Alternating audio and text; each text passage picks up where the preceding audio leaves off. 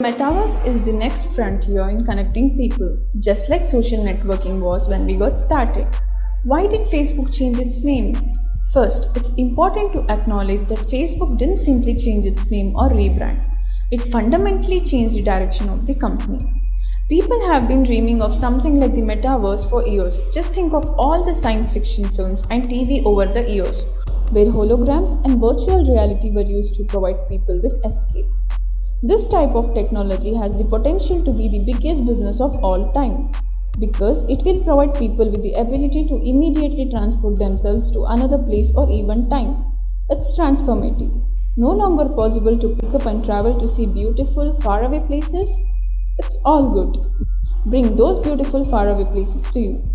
Too dangerous to be physically together with high risk family members? No problem. The metaverse will make you feel as if you are physically together. Granted, Mark Zuckerberg turning himself into an avatar so he can meet with his lieutenants is a far cry from all of this. But it's a huge first step. Of course, Facebook, Meta, isn't the only company to commit resources to the metaverse.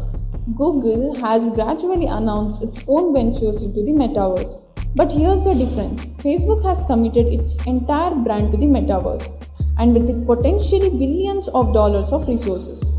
Facebook is attempting to do with the metaverse. There are huge lessons for business owners here. Just because your product or service is successful, that doesn't mean it will always be. So, why is Facebook's brilliant move such bad news? Because what's great news for companies doesn't always translate to great news for consumers. Why Facebook's move to the metaverse is bad news. Our virtual worlds will become augmented reality.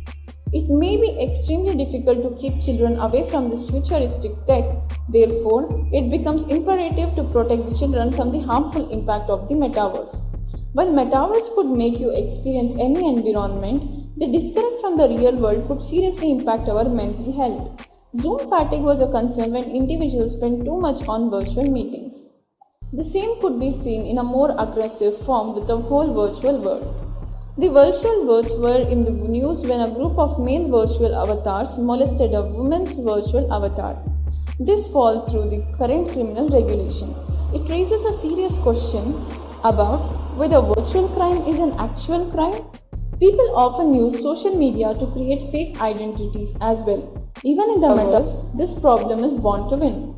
Although the metaverse makes us step into a revolutionary future, however, as individuals, we must be mindful enough.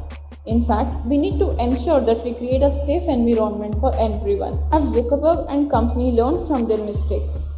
I guess time will tell, but one thing is for sure. As a consumer, you have to be very careful as to whether Facebook's version of the metaverse is one you want to be a part of.